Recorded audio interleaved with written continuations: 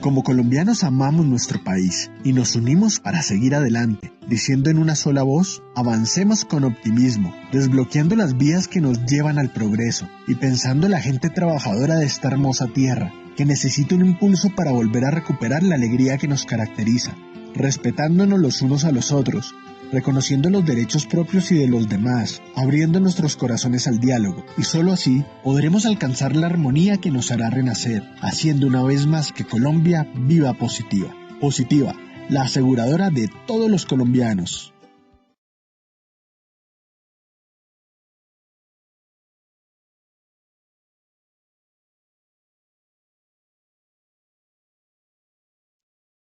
Muy buenos días para todos nuestros asistentes. Reciban un cordial saludo desde Positiva Compañía de Seguros S.A. Soy Wilmer Carrasquilla y les doy la bienvenida a nuestro evento web de la Comunidad Nacional de Conocimiento Diplomado, Desarrollo y Gestión de la Cultura de Seguridad.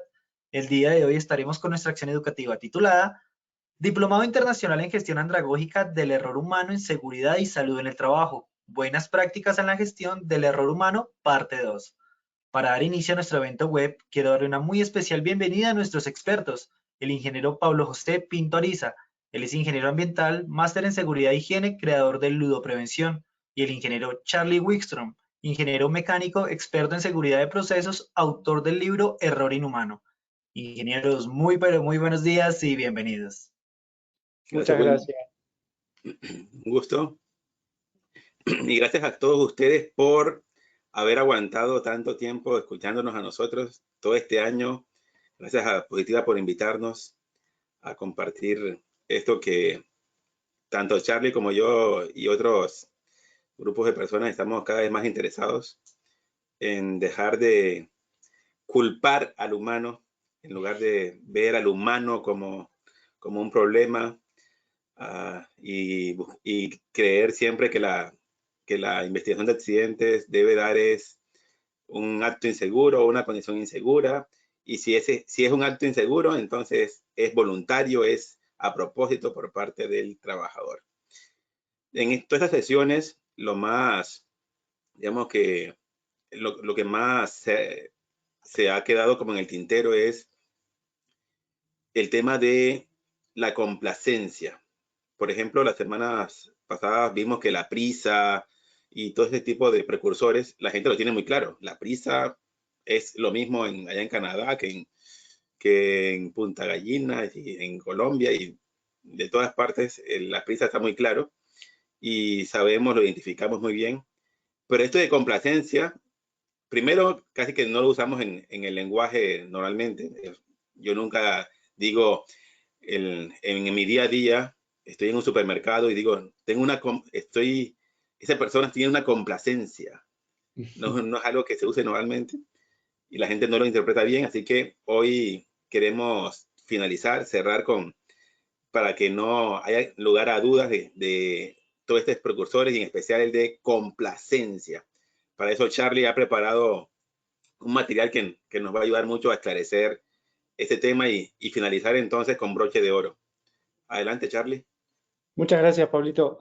Bueno, bienvenidos a todos y hoy nos vamos a poner un poquito científicos. No de manera exagerada, pero vamos a meternos en algo que los profesionales de seguridad deberíamos comenzar a entender. No deberíamos ser neurocirujanos ni neurólogos, pero deberíamos conocer algunos conceptos de la neurociencia y hoy le vamos a traer algo relacionado con esto.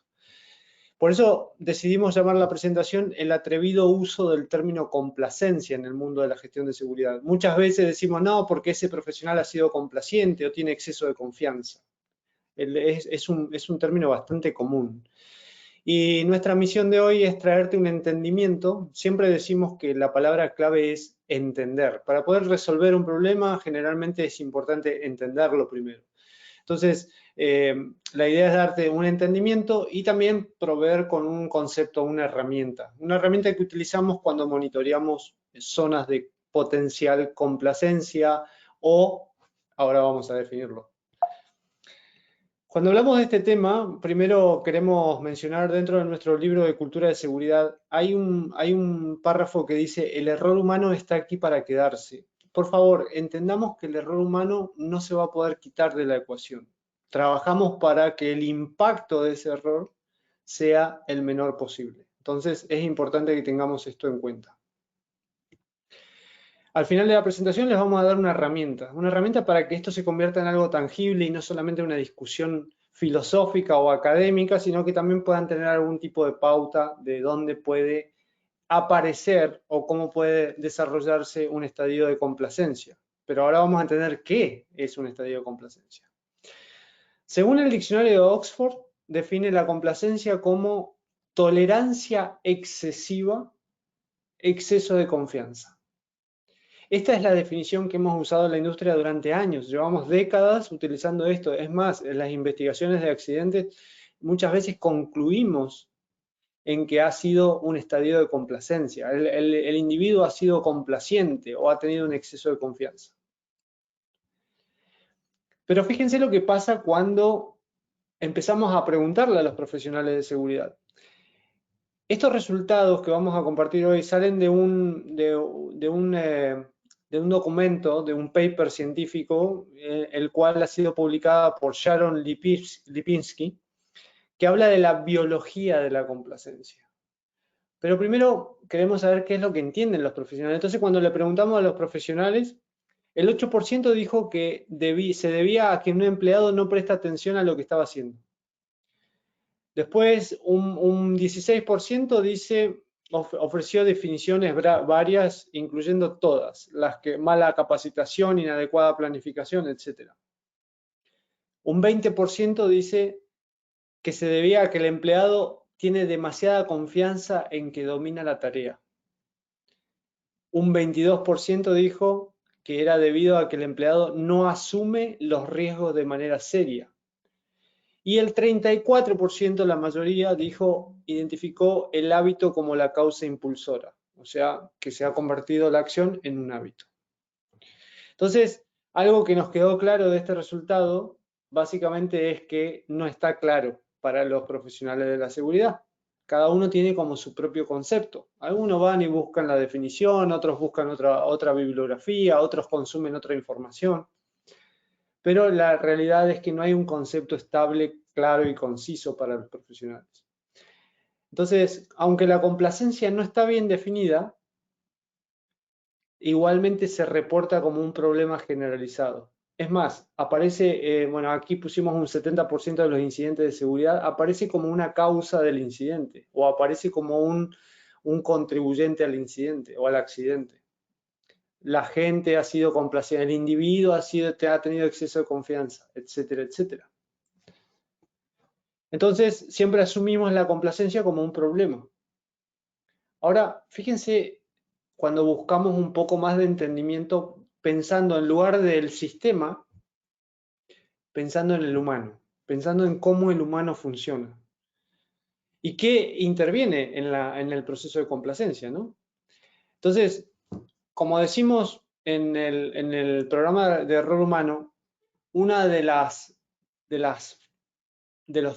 pautas fundamentales antes de hablar o tratar de trabajar en un tema es definirlo. O sea, por eso decimos la capacidad de abordar y resolver un problema aumenta considerablemente cuando el problema es, antes que todo, definido. Siempre decimos que no importa el proceso que sigas, pero la etapa 1 es definir el problema. Entonces, cuando hablamos de complacencia, ¿cuál es el problema, no? Entonces, la primera parte de esta presentación tiene como objetivo explorar un componente no discutido de la complacencia, que es básicamente el cerebro, el diseño básico del cerebro. Fíjense lo que pasa acá. Una revisión de artículos y publicaciones sobre la complacencia, por ejemplo, en mi caso, yo uso mucho algo que se llama Science Direct o Ciencia Directa. Science Direct es un repositorio de papers, pero de la industria médica, sociológica, psicológica, neurológica, neurociencia, que ve el comportamiento desde otro punto de vista, de un punto de vista más científico. Entonces, cuando vemos esto, la complacencia a menudo se atribuye al estado mental o emocional de un empleado. Entonces, ¿qué pasa? Como resultado de la acción típica del empleador de la organización, para abordar la complacencia a menudo gira en torno a recordarle al empleado debe prestar atención. Usted, señor Pablo, debe prestar atención. Por eso cayó en complacencia, porque no prestó atención. Exhortando a la gente a no tomar atajos y alentarnos a reducir la velocidad, etc. Pero ¿qué pasa? Sin embargo, la complacencia es muy difícil de combatir, porque es naturaleza humana. Entonces, imagínense tratar de eliminar una característica de la naturaleza humana con palabras enérgicas, como es improductivo, en lo mejor de los casos y en el peor, disminuye la moral de los empleados. O sea, si nosotros decimos a un empleado, usted ha sido complaciente, es improductivo, y lo empezamos a retar, lo único que hacemos es matar a ese empleado, es matar su iniciativa, su forma de actuar, etcétera, etcétera. Entonces, se puede sentir que es un reflejo de su ética de trabajo y que son responsables de los incidentes que ocurren. Todo esto pasa hoy en día en la industria porque no entendemos el problema, sino que lo que hemos hecho durante décadas es copiar y pegar comentarios, entendimientos. Leemos un poquito aquí y de allá y demás. Entonces, por ejemplo, cuando se le preguntan a los profesionales sobre cómo miden la complacencia o la presencia de complacencia, empiezan a determinar síntomas en base a cómo perciben el problema, en base a cómo han recibido ese problema. Dice, trabajar demasiado rápido o demasiado lento. Ojos no en la tarea. O sea, si no hay ojos en la tarea, la complacencia va a pasar. Ocupar espacio en la línea de fuego o zona de peligro. Multitarea. No tomar los riesgos en serio. No seguir los procedimientos. No contemplar listas de verificación.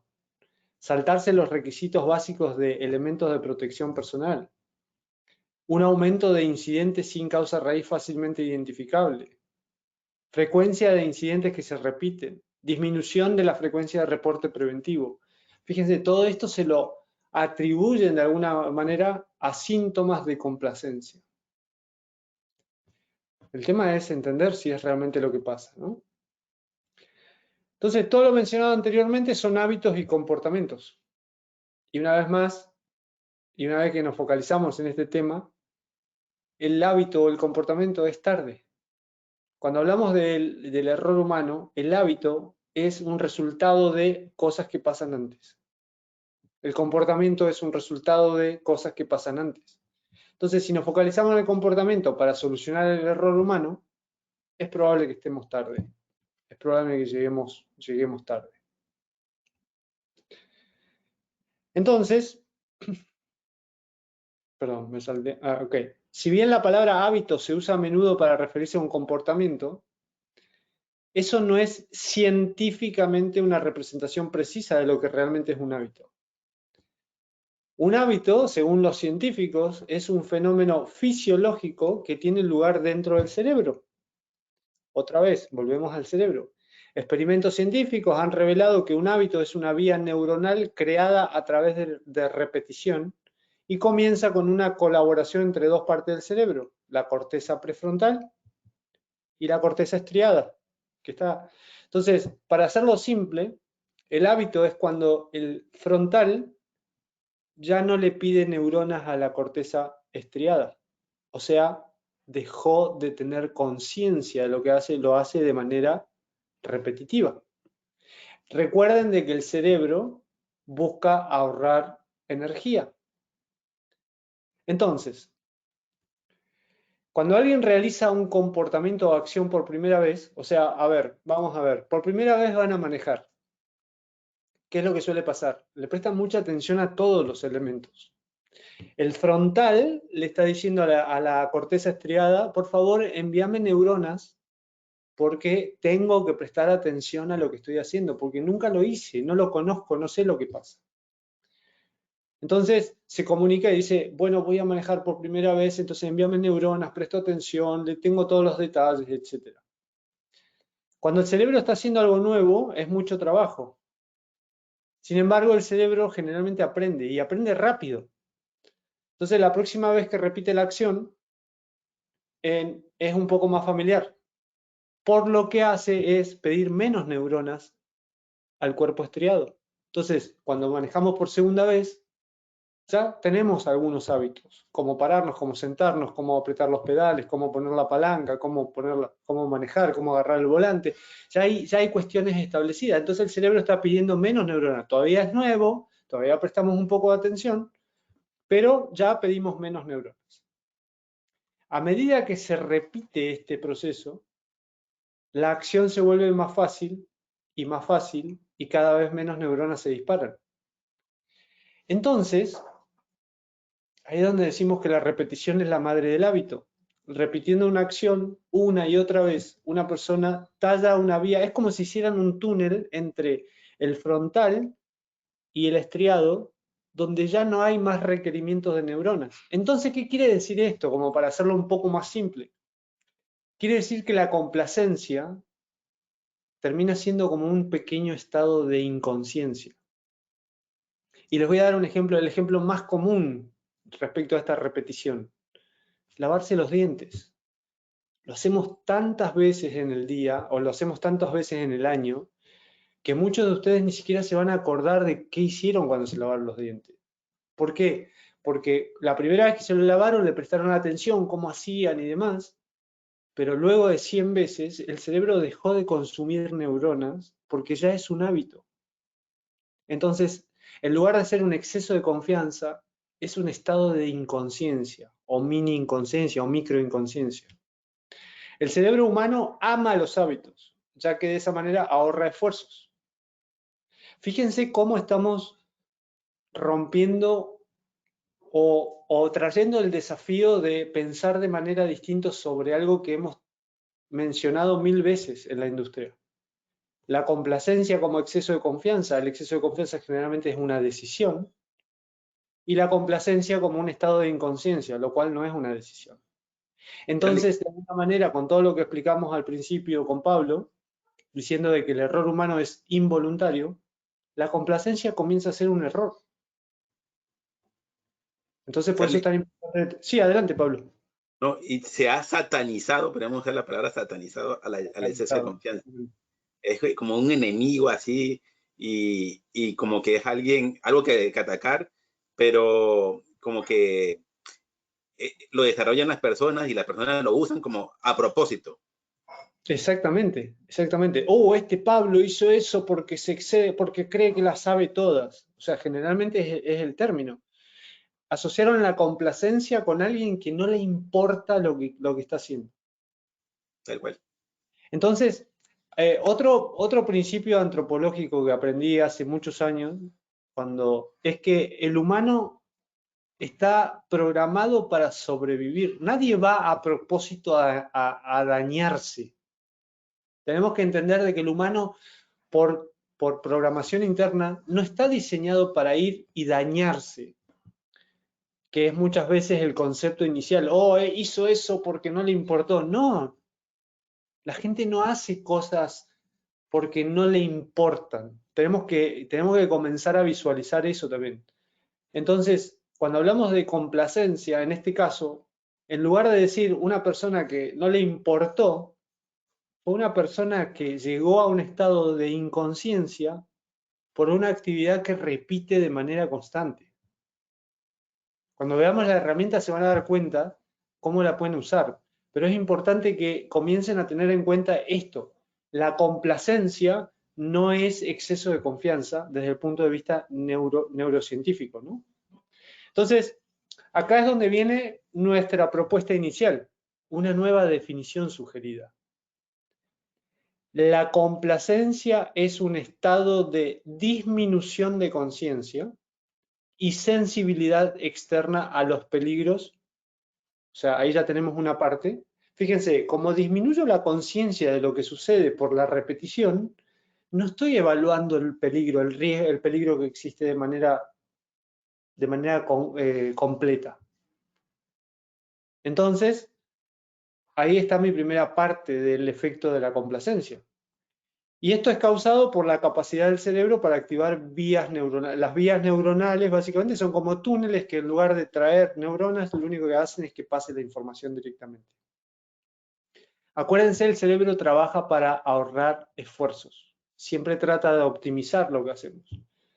Entonces, se van a encontrar en el momento de que intenten hacer el trabajo, se van a encontrar con un montón de cosas en las cuales somos complacientes, pero complacientes desde el punto de vista neurológico. O sea, con un estado de disminución de la conciencia. Es muy importante que tengamos en cuenta que esto es lo que sucede para que podamos identificarlo de manera anticipada.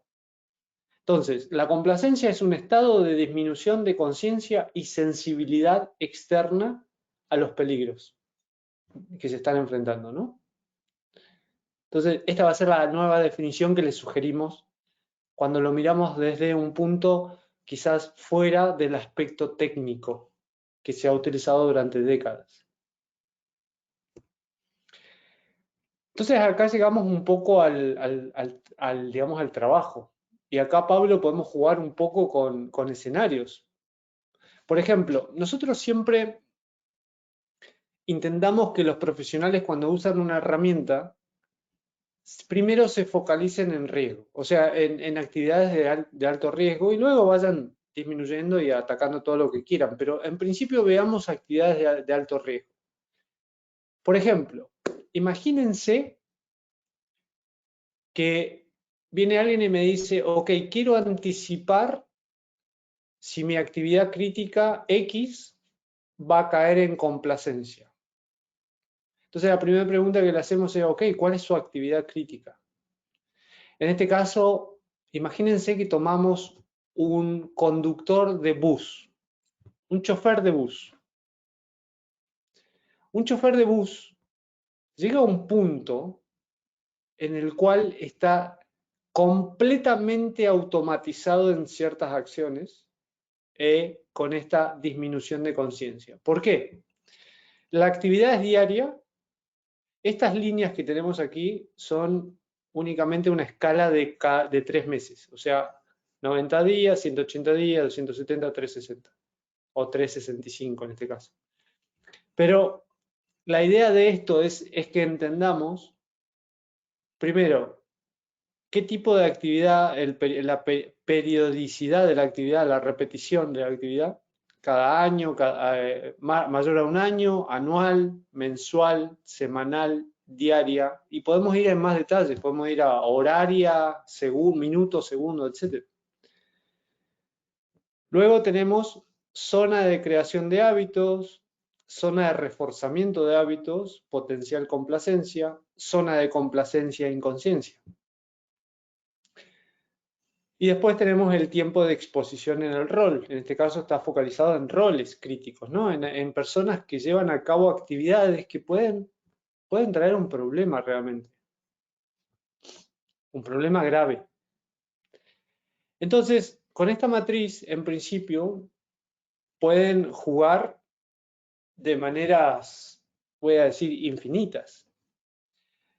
Y volviendo al ejemplo del chofer de bus.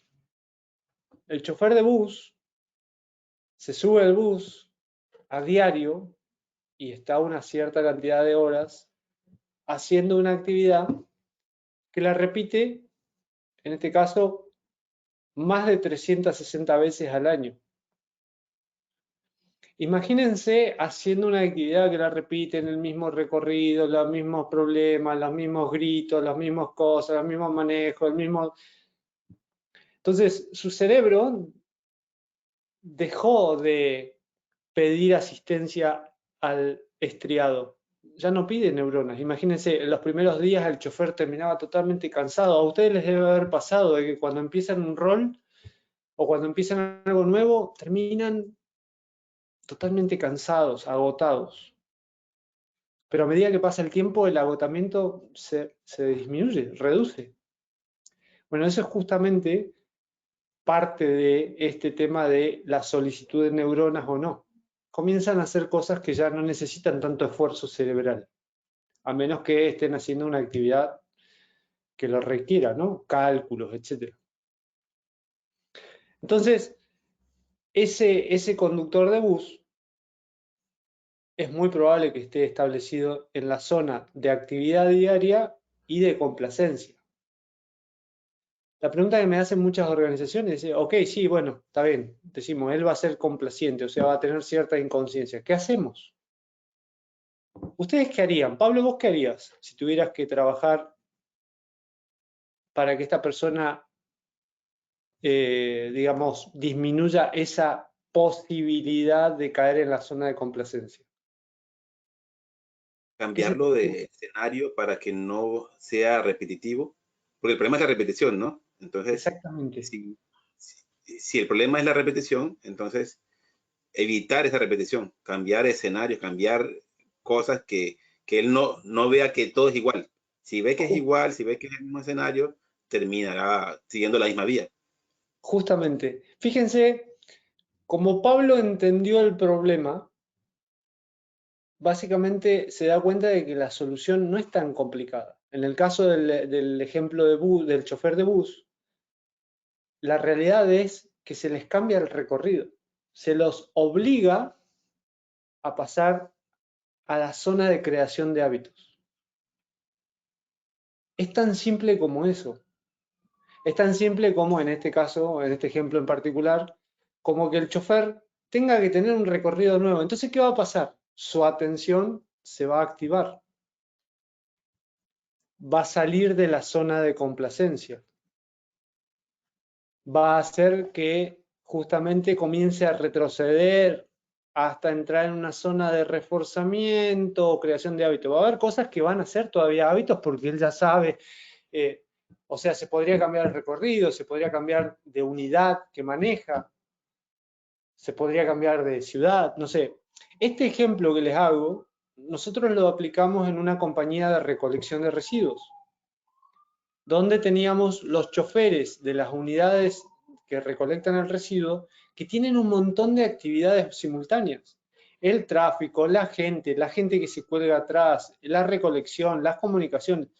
Entonces, llega un punto en que esas personas tenían una potencialidad de error que era altísima. Entonces dijimos, bueno, ¿podemos solucionar todos los precursores? Quizás no, pero hay algunos que sí, como por ejemplo la complacencia, como por ejemplo la presión, como por ejemplo la fatiga, como por ejemplo el apuro o la prisa que mencionó Pablo antes. Hay cuestiones que podemos trabajar. Entonces, para eso es la importancia de tener una herramienta la cual te permite saber, o sea, ok, si estoy en esta zona, ¿qué hago para retroceder? ¿Qué hago para ir a la zona verde o amarilla, vamos a decir? ¿Qué hago para que las personas...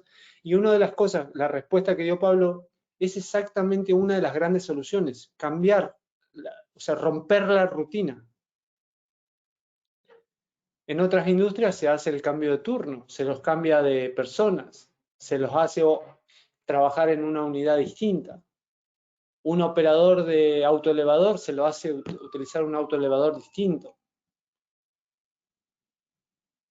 ¿Qué te parece, Pablo, la herramienta? Genial. Me causa curiosidad es desde el punto de vista de nuestros oyentes, lo más probable es que digan, pensando en mi empresa, pues todo sería complaciente porque yo lo contrato para que trabaje todo el año a hacer la misma función. Claro, acá es donde entra justamente otro punto crítico que mencionás. Generalmente, nosotros decimos que cuando entramos en un ejemplo propio de cada organización, hemos aprendido que una persona tiene ciclos que están entre 3 y 5 años en el rol. A partir del quinto año, la persona se convierte en una meseta, inclusive con cierta tendencia a descender en su capacidad de anticipar cosas. Entonces, en este ejemplo que tenemos un año, normalmente en las compañías hablamos de periodos de 3 a 5 años para que las personas roten de la labor que hacen. Eso lo hemos aprendido a través de práctica de organizaciones, digamos, en industrias críticas como la nuclear o la de aviación, pero también lo hemos aprendido en base a la práctica. Antes lo hacíamos cada 2 años. Luego pasamos a darnos cuenta de que del tercer al quinto año, dependiendo de la complejidad del trabajo, era donde las personas comenzaban a mostrar la mayor cantidad de meseta y luego descender en su atención. Entonces, si quisieran hacerlo particular a una organización, esta carta o esta matriz podría ser una matriz de 3 a 5 años por persona en la posición. Hay como muchas teorías mezcladas aquí, porque hay que tener en cuenta de que va a haber un concepto relacionado con las competencias de la persona, va a haber un concepto relacionado con su espíritu de cuestionamiento, y va a haber un concepto relacionado con la neurociencia, o sea, cómo funciona como humano. Entonces, hay cosas a tener en cuenta al momento de evaluar. Pero primero, siempre, el primer paso tiene que estar focalizado a actividades críticas. La palabra crítica se define de muchas maneras según la organización. Vamos a una organización de construcción, la criticidad se mide de una manera. Vamos a una organización de oil and gas, se mide de otra manera. Una fábrica se mide de otra manera. Una farmacéutica se mide de otra manera. Lo importante es que sea el concepto de criticidad de la organización.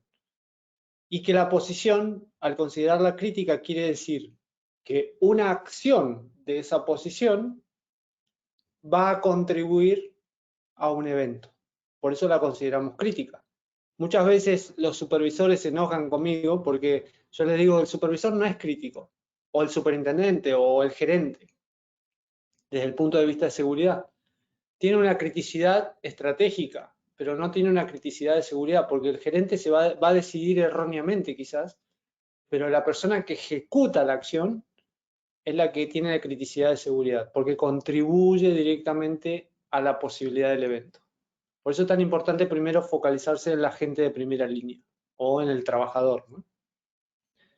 Ese es un poco oyendo el comentario de Pablo de la idea no es cambiar a la gente todos los años. Si lo hacen, no sería un problema, pero los periodos conocidos son entre 3 y 5 años por posición. Hay gente que lleva 14 años en una posición. Y no es un tema de quiero tener atención, es un tema de humano. Al ser humanos, por más que ustedes quieran tener atención, al hacer un rol por cierta cantidad de años, va a llegar un momento en que esa atención no les va a sumar ningún valor. Va a seguir teniendo esa disminución de conciencia. Porque es un tema relacionado con cómo nosotros somos como humanos. No tiene que ver con la actividad que están llevando a cabo. Muchas veces se les suma algo a la actividad, los cambian de actividad, les cambian el entorno, los cambian de lugar, les cambian, o sea, la idea es el cambio, es el movimiento, es ese cambio de la foto, vamos a decir, ¿no? Sí. ¿Qué te parece, Pablito? Entonces, para nuestros oyentes, poniéndonos en las botas de ellos, o en los tacones de ellas.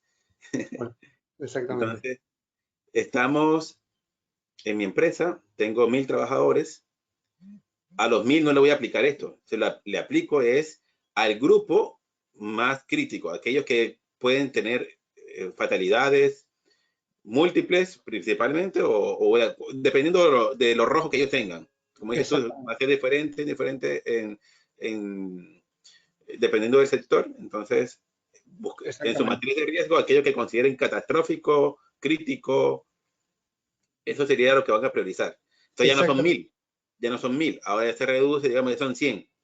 Y esos 100, entonces comenzamos a ver cuáles son los que les aplica este tipo de eventos según la matriz que estás mostrando, ¿sí? Exactamente.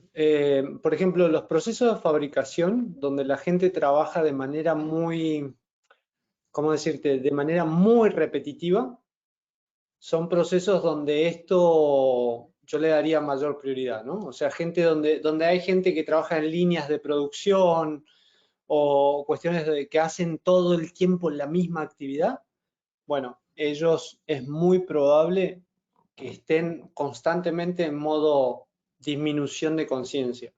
Entonces, puede ser que en alguna industria se recomiende hacer los cambios antes y en otras industrias te da la posibilidad de irte a un periodo más largo, ¿no? Pero como dijiste, Pablito, sí, foco en la gente que te puede, por ejemplo, voy a hacer un ejemplo para que no solamente lo relacionemos con accidentes. Cuando trabajamos con la industria farmacéutica, que muchos de ellos son líneas de producción, los farmacéuticos nos dicen, yo no quiero mi foco en prevenir accidentes, quiero mi foco en la calidad del producto. Entonces, es como mirar una cosa también, pero en lugar, la complacencia en la industria farmacéutica afecta la calidad del producto, lo cual tiene consecuencias atroces. La complacencia en la industria médica y actividades críticas tiene consecuencias atroces, cirujanos, etc. Por eso no siempre hablemos de accidentes, hablemos de lo que la industria te solicita. Hay algunas industrias que dicen yo, bueno, ok, el accidente va a suceder, pero primero me quiero focalizar en la calidad, y para mantener la calidad necesito gente que esté focalizada, y para que estén focalizadas, ¿qué tengo que hacer? Entonces ahí es donde empezamos a trabajar en los procesos de roturas de zonas de confort, retorno en la matriz de complacencia, etcétera, para que la gente se pueda mantener fresca y focalizada. Para no solamente relacionarlo con accidentes.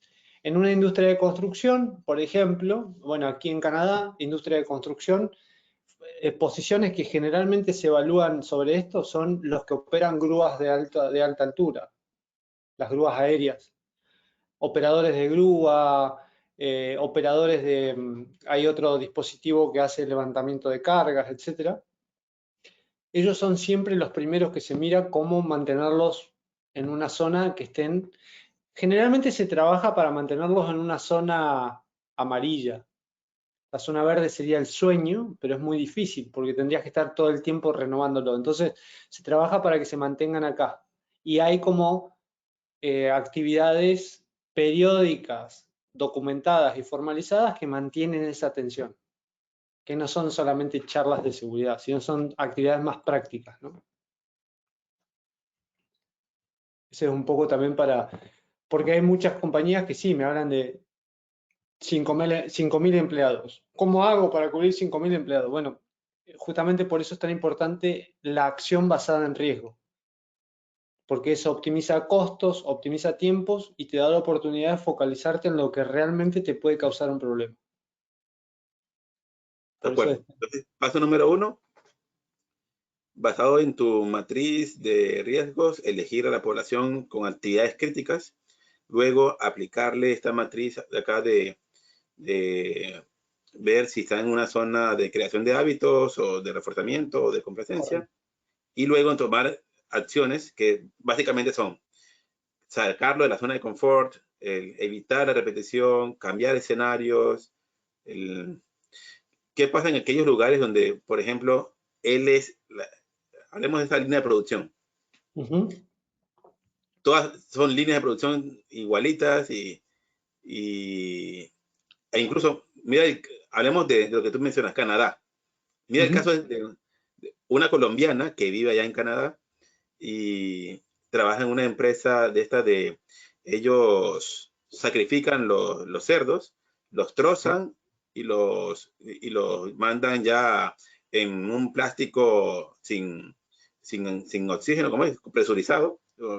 Sí, no sé cómo se dice. Digamos. Al vacío, eso es. Al vacío para los diferentes supermercados. Entonces, estos trabajadores, porque la gente cree, como estamos en Colombia, cree que solamente en Colombia es que pasa esto. Que pasan los errores, que pasan los accidentes, pero estamos hablando de Canadá, y en Canadá también los accidentes de todos los días hay accidentes en Canadá, y la accidentabilidad en Canadá también es alta, y no es un problema del colombiano, no es un problema del argentino, es un problema del humano. Es un problema del humano, exactamente. Exacto. Entonces en Canadá mismo, en esa planta hay muchos accidentes, y tú decías, ojo, y no solo el enfoque es accidente, también puede ser calidad de producto, o otra cosa que se nos olvida a nosotros, enfermedades ocupacionales. Correcto. El accidente es inmediato, pero la enfermedad es a largo plazo. Entonces, en este caso, ellos están en una posición, están en un puesto, y como trabajan con cadáveres, con sangre, con ese tipo de cosas, con fluidos, con heces, hay trabajos que son más sucios que otros, trabajos que son más... Entonces, en esta empresa, cuando, digamos, el que ingresa, el nuevo, comienza con lo peor, tiene contacto con heces, con sangre, con todo lo demás. En la medida que va ascendiendo en tiempo, no es que lo cambien como supervisor y eso, no, sigue siendo operario, pero ya no está en contacto con heces y con sangre, sino que ahora ya tiene una parte del animal que está más limpio, ya no tiene sangre, ya no tiene heces, y claro, ellos lo consideran como un ascenso. Cuando la intervención es cambiarlo y sacarlo de su zona de confort, y como él siente que si regresa a esos puestos allá es denigrante, es como volverlo como que bajarle de nivel. Entonces, ¿qué hacemos en estos casos? No se puede subir, a un nivel superior porque el de arriba dice, oye, ya no tengo más a dónde subir, no tengo más escalar. Y si me mandan para abajo, es como una ofensa para él. ¿Qué hacemos en estos casos? Lo que hacemos en situaciones de ese estilo es aumentar los breaks. O sea, normalmente, aparte de cambiar la zona, cuando no hay posibilidad, digamos, de mover al empleado, intentamos trabajar en procesos de descanso. El tema de cambiar de que el cerebro pueda volver a prestar atención también tiene que ver con el tiempo dedicado a la actividad, ¿no? Entonces, muchas veces cuando no podemos cambiar de posición, lo que le recomendamos a las organizaciones es entender la posibilidad de establecer más descansos, así sean cortos, pero que se pueda retirar del lugar, tomar un café y volver. Porque, ¿qué pasa? Eso también es un break. No es tan efectivo como el cambio de posición, pero ayuda. Esto es como cuando te recomiendan, en lugar de mirar todo el tiempo al monitor, tomarte un break y mirar hacia lo lejos y descansar la vista y demás. También tu cerebro está descansando porque está haciendo otra actividad. Entonces, al volver, vas a comenzar a ver que detectás cosas que antes no habías visto. Eso es parte de este trabajo de aumentar la conciencia que se había disminuido. Por eso está muy bueno la pregunta, Pablo, porque muchas veces nos pasa. O sea, el cliente dice, yo no puedo andar moviendo todo el tiempo a mis empleados. Bueno, entonces hay que ver la forma de que puedan descansar. Que esto también hay que planificarlo para que no afecte el proceso, pero, o sea, no se mueven, está bien, pero los breaks son más cortos, pero más continuos, o se suman la cantidad de breaks, o ese tipo de cosas, que a veces no existen. Por ejemplo, en líneas de producción me dicen, sí, tienen un break al día de 30 minutos. Ok, hagamos 3 de 10. Cosas de ese estilo. De acuerdo. Esa es una recomendación también. Muy bien. Conclusiones entonces para las personas que nos están escuchando. Número uno, esto no es de los colombianos, de los argentinos, de los peruanos, es algo humano.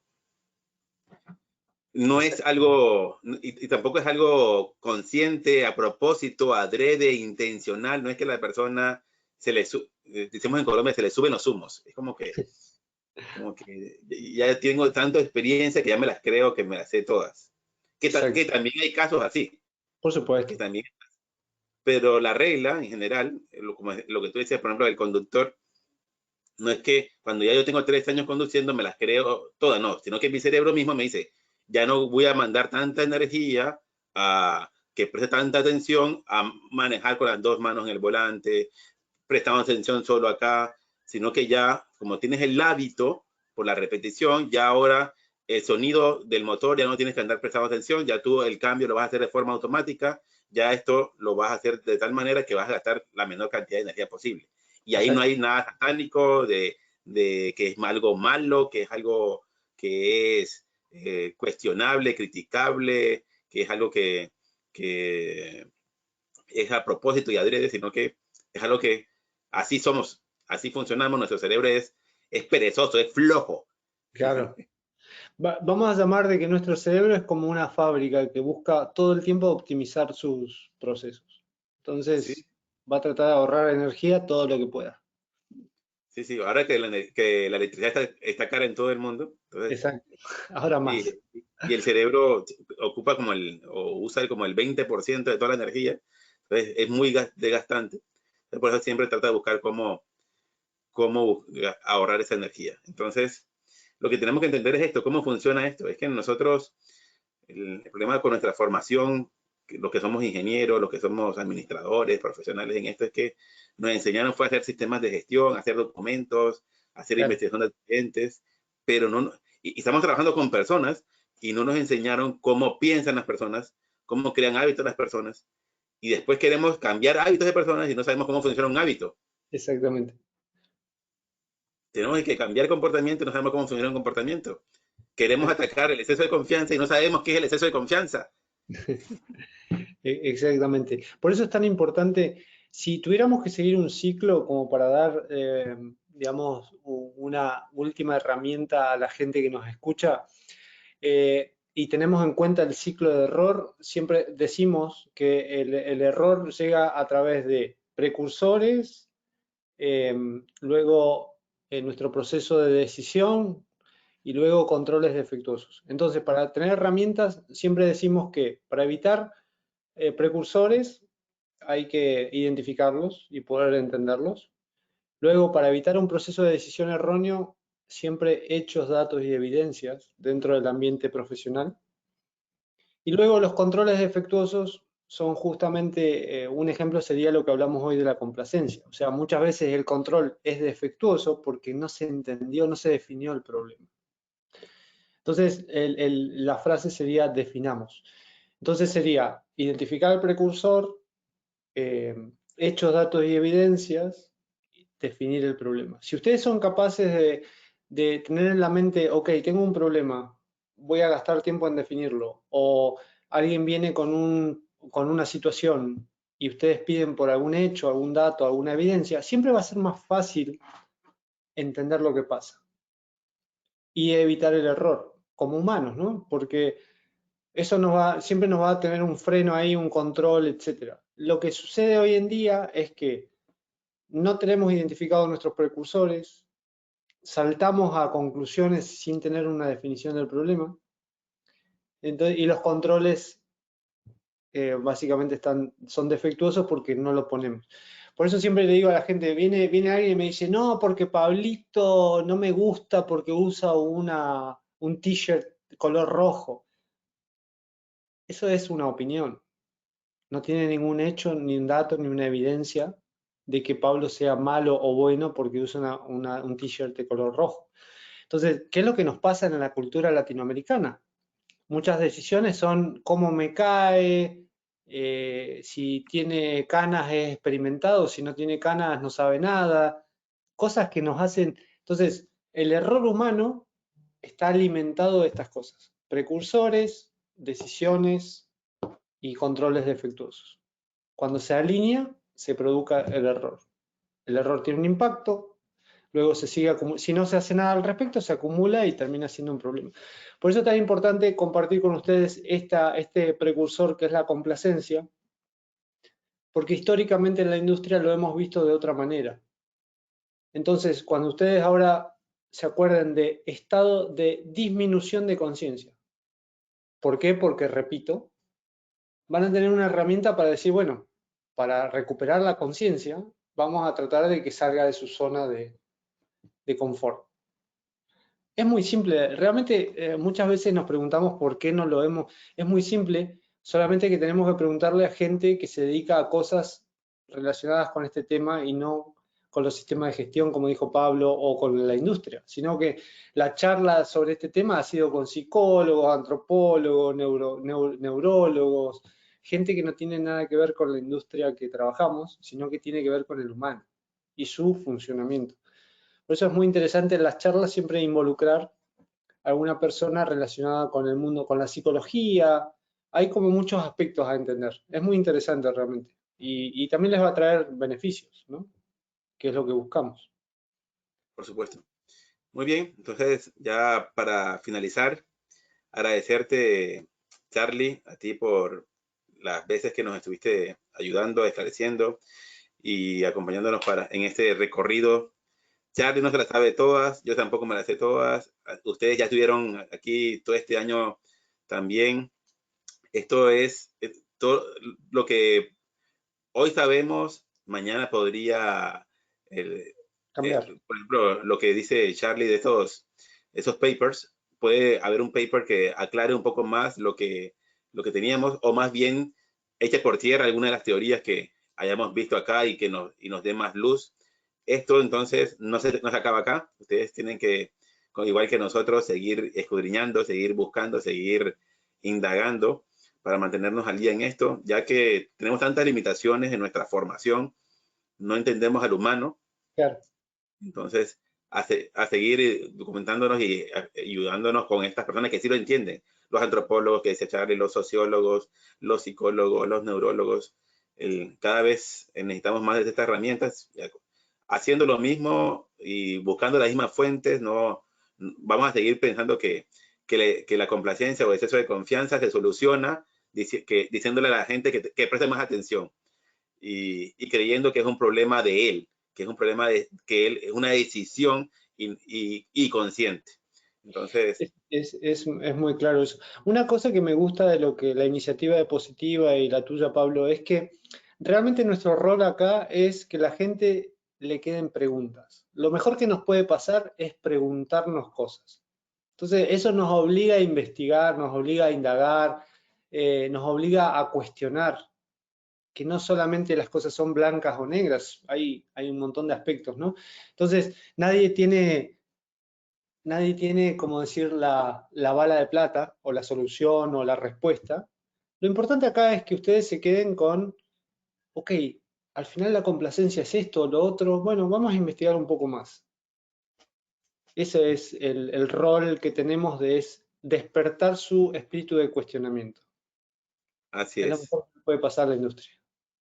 Muy bien. Y como base para eso, allí en Posipedia van a poder encontrar algunos de esos papers que mencionó Charlie, van a encontrar algunas de las cosas que hemos buscado para ustedes y que les sirva para como iniciar esta búsqueda de seguir entendiendo cómo funcionamos los humanos, cómo es que funcionan estos precursores del error, qué podemos hacer para disminuir el impacto cuando ocurran estos errores.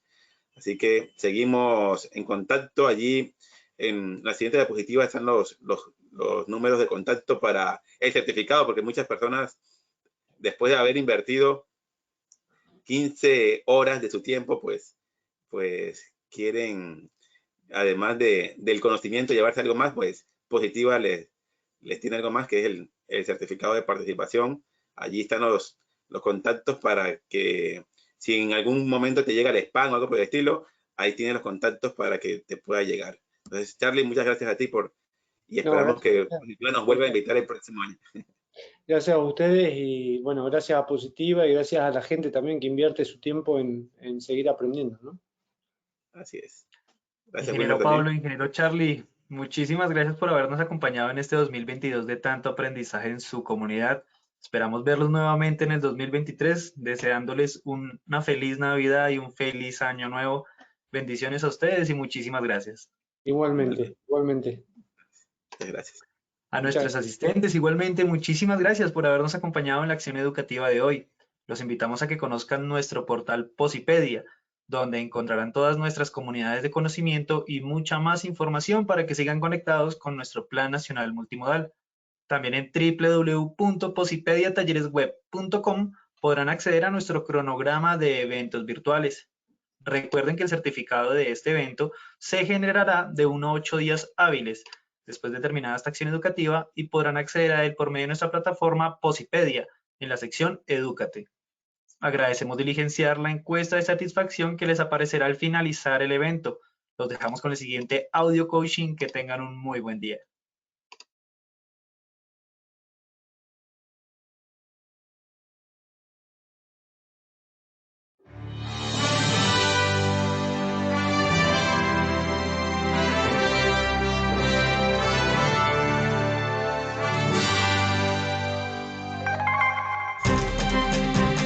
Bienvenidos. A partir de ahora dispongan cada uno de sus sentidos para vivir y disfrutar las experiencias sonoras de Positiva Educa.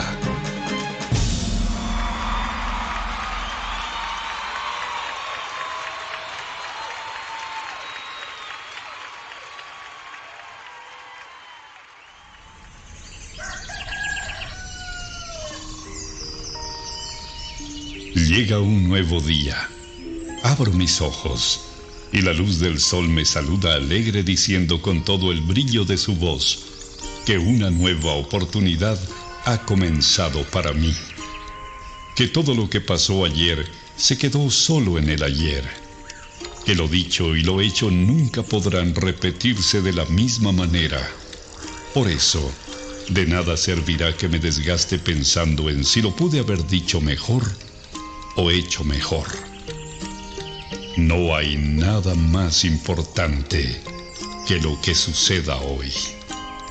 Por eso, veo y veré cada día como el maravilloso regalo en el que la vida me entrega las llaves para abrir la puerta principal de una nueva opción, un nuevo intento, y debo afrontarlo con toda la esperanza puesta en todo lo que soy capaz de hacer, celebrando siempre el estar vivo y poder hacer parte de una familia llamada sociedad y de una casa llamada mundo. Todo lo que me sucede tiene un para qué, y ese será el detonante que hará que mi corazón explote de júbilo en cada momento de la vida, sin quejarme por nada de aquello que no salió o salga como yo espero. Y sabiendo de cada una de mis cualidades, dones y potencial como persona, me conjugaré en una sola fuerza para entregar la mejor versión de mí en lo que hago, haciéndolo de la mejor manera, porque no hay trabajo más productivo que el que se hace con alegría. Pensando en ello, mi primera herramienta será mi fuerza de voluntad, sabiendo que ella es el cimiento que hará que levante inmensos sueños. Porque si el trabajo me otorga pan y sustento para mi cuerpo, también es medicina para mi alma.